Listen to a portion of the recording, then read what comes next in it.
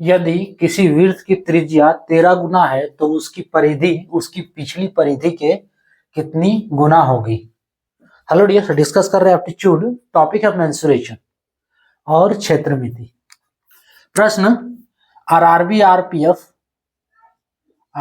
RPF SI 2019 का है। ठीक है, क्या बोल रहा है, किसी वृत्त की त्रिज्या 13 गुनी है तो उसकी परिधि उसकी पिछली परिधि से कितनी गुना होगी।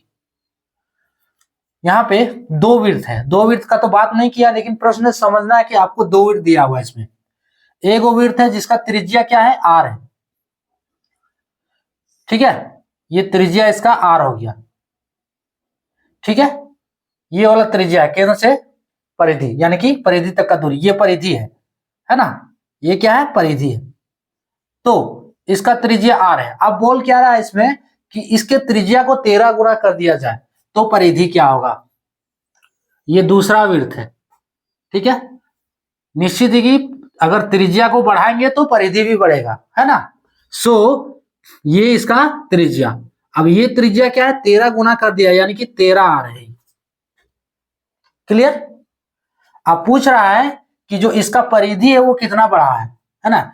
पिछली परिधि के देखो, उसकी परिधि उसकी पिछली परिधि के कितना गुना होगा, है ना, कितनी गुनी होगी। तो बताना ये इसका कितना गुना है, यानी कि ये वाला परिधि जो है, परिधि 1, इसको परिधि इसको 2 बोल देते हैं, इसको 1।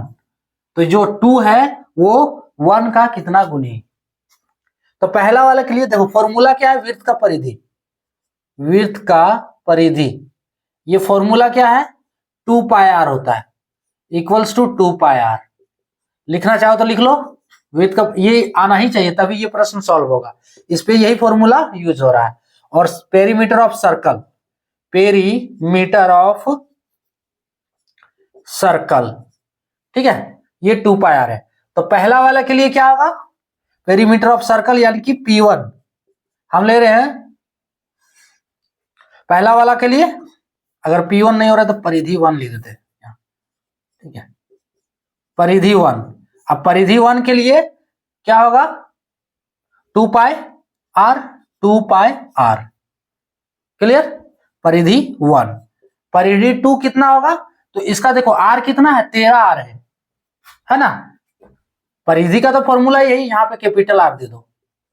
ठीक है, तो परिधि 1 इक्वल्स टू कितना हुआ, 2 पाई आर। अब आर का वैल्यू क्या है, ये आर है, स्मॉल आर है, तो यहाँ पे क्या हो गया, 2 पाई आर। परिधि 2, परिधि 2 यानी दूसरा वृत्त का परिधि ये वाला। सो परिधि 2 इक्वल्स टू, फिर फॉर्मूला वही लगाना है, 2 पाई आर। अब ये वाला आर कितना है, 13 आर के बराबर है। ये जो आर है वो 13 आर के बराबर है, ये आर आर के बराबर है, ये आर 13 आर के बराबर है। प्रश्न के अनुसार देखो 13 गुना, इस आर के जगह पे क्या डाल देना है, 13 आर। क्लियर। फाइनली परिधि 2 कितना आ रहा है, 13 दूनी 26 पाई आर। अब बोल रहा है कितना गुना है, तो ये निकालने के लिए हम कर देंगे परिधि 2 बटे परिधि 1। सो परिधि 2 बटे परिधि 1, परिधि 2 बटे परिधि 1, परिधि 1 बराबर परिधि 2 कितना है, 26 पाई आर बटे परिधि 1 कितना है, 2 पाई आर। आर आर कटा, पाई पाई खत्म, 2 13 है, 26 13 बार में इज इक्वल्स टू 13, यानी कि 13 गुना होगा पहले वाले के मुकाबले में, है ना। पहले वृत्त के तुलना में इसका परिधि, जो दूसरे वृत्त का परिधि है वो 13 गुना है। ऑप्शन बी वाला करेक्ट है। इसमें सिर्फ इस रेडियस का ही काम है, इसको 13 गुना कर दे रहा है तो परिधि भी 13 ही गुना होगा, है ना। दोनों का दोनों कांस्टेंट है, 2 भी कांस्टेंट, पाई भी कांस्टेंट है। आर को 13 गुना कर दे रहे तो आर ही सिर्फ वेरिएबल से, तो इसका वृत्त का परिधि भी जो है वो 13 गुना होगा पिछले परिधि के मुकाबले। क्लियर। तो ये था टॉपिक।